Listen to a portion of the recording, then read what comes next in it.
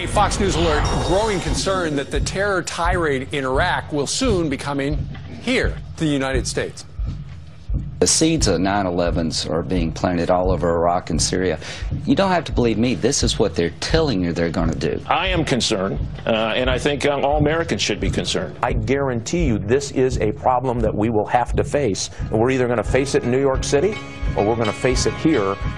Well, that is pretty scary. With more on the threat, Peter Johnson Jr. joins us live. Yeah, good morning, Steve. And I think all we have to do is look at the words of Colonel Kenneth King, who's the former commander at Camp Bucca prison in Iraq. Let's see his experience. And that's the fear coming to a city, including New York, as a result of what they're doing. It's important to understand who al-Baghdadi is.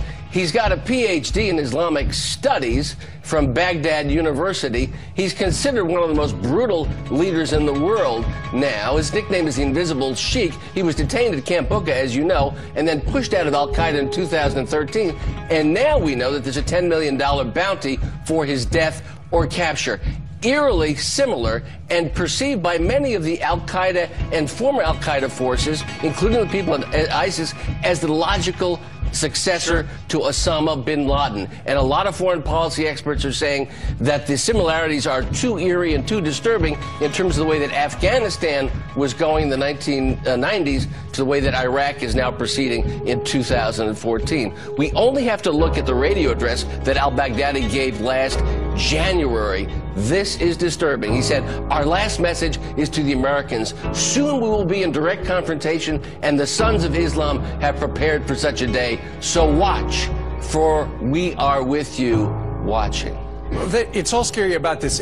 So that's the guy who's running ISIS right now. This is the same guy we had in prison, and now and let him loose. And released, and allegedly made a threat at the time that he left Camp Bucca. Then we need to be on the defensive and the offensive to ensure safety in our cities. It's a continuing battle in this war on terror.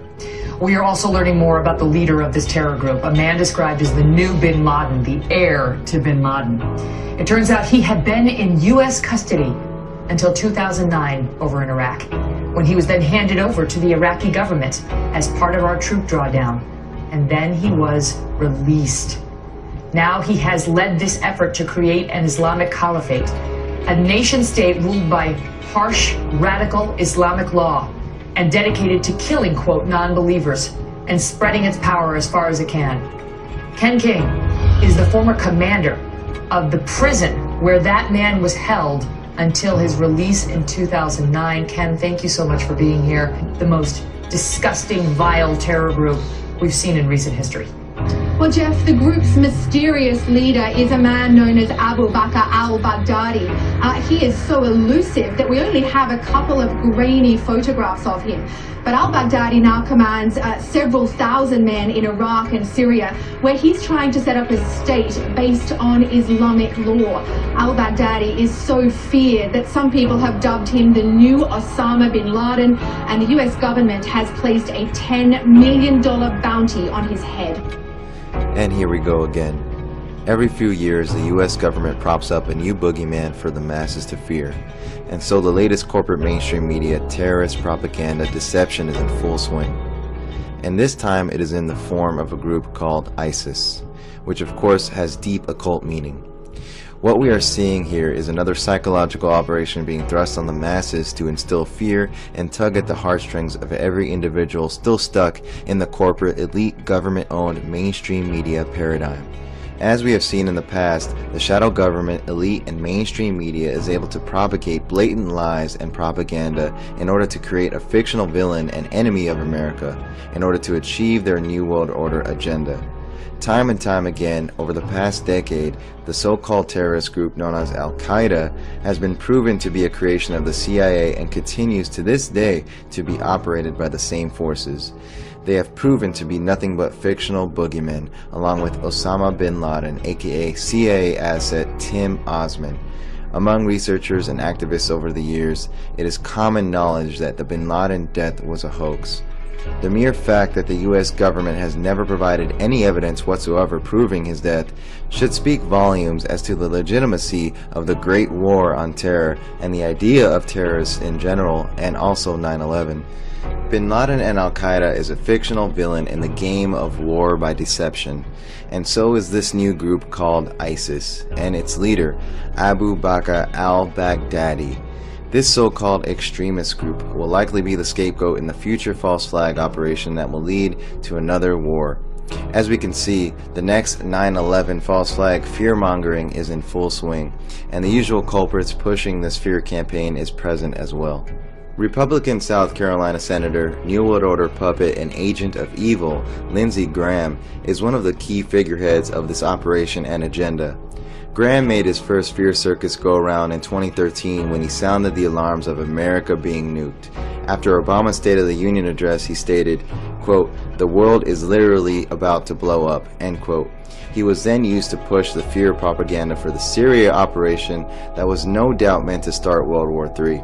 He was a key mouthpiece that pushed for Syria intervention, which was proven by thousands of activists throughout alternative media and social media networks to be a complete lie, which is why intervention was so widely protested, thus why the Syria operation failed. Graham publicly stated, quote, "The United States could suffer a nuclear attack if it did not contain Syria's chemical weapons program," end quote. And, quote, "I believe that if we get Syria wrong within 6 months, and you can quote me on this, there will be a war between Iran and Israel over their nuclear program," end quote. And last but not least, Graham told a crowd in South Carolina, quote, "My fear is that it won't come to America on top of a missile, it'll come in the belly of a ship in the Charleston or New York harbor," end quote. And now he is at it again for their ISIS-Iraq operation. They use the same old puppet mouthpieces because they know the masses will not be paying attention or care. The next 9/11 is coming from here. That's a very serious... That's what they say, and I agree with them. You think that we could have another... Oh, I think it's inevitable. He told me and the soldiers that were around me, "I'll see you in New York." That is just chilling. This man, Abu Bakr al-Baghdadi, has his eye on New York and his intentions are evil. I'll see you guys in New York.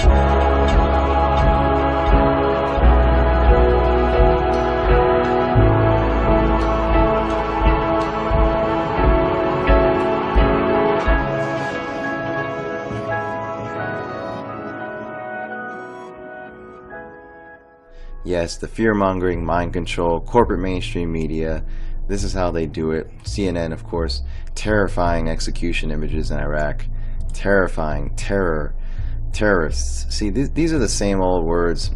They use certain trigger words to evoke certain emotions from you regarding, anything relating to terrorism, evoking the 9/11 trauma. And that's what 9/11 was, a trauma-based mind control event.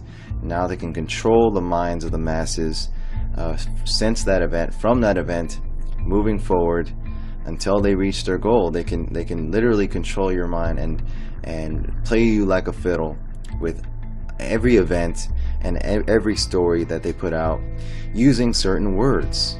And this is how mass mind control works, through words that trigger fear. And this is how it's done. As you see here, since ISIS came about, this is what they are doing. Yes, viewer discretion is advised. So you see, these are the tactics of the media and how the government and elite use the media to usher in their New World Order agenda through these false flags, through these psychological operations. And remember, under the 2012 NDAA, and I covered this already, but propaganda, aka lying, aka bullshitting the public, is legal. It is in fact legal under the 2012 NDAA to lie to the masses, to basically execute psychological operations on the masses. And it is legal. There's not a damn thing we can do about it. We can't prosecute the media. We can't do a damn thing because it is legal under 2012 NDAA. And again, remember the occult significance of the word Isis. It's an Egyptian goddess and deity that is a favorite of the occult mysteries and secret societies that run this planet. So it's no coincidence here, this terrorist so-called extremist group called ISIS. And what do we have here? Is it also merely a coincidence, merely coincidental, that there's a contractor, U.S. government, called ISIS? Yes, no coincidence, I'm sure. ISIS provides worldwide security, intelligence, technology, and training to government and private enterprises. Our Washington, D.C. office is located in Ronald Reagan Building. We are dedicated to supporting our national defense and security departments, as well as government contractors and private business, with mission and critical services performed by highly skilled experts in their fields. Interesting. U.S. Armed Forces, U.S. government, and prime contractors on the ground in such strategic environments as the Middle East. See our locations map at the bottom. Multinational forces, Iraq, theater-wide security services. Interesting choice word. Theater-wide. Department of Defense, DOD. Anything else in Iraq? Sure. Iraqi voting legislature. Personal protective services, Iraq Coalition for Peace. Client, contract, supported organization. As you can see, now you know who is really ISIS, who is really behind ISIS and this entire operation.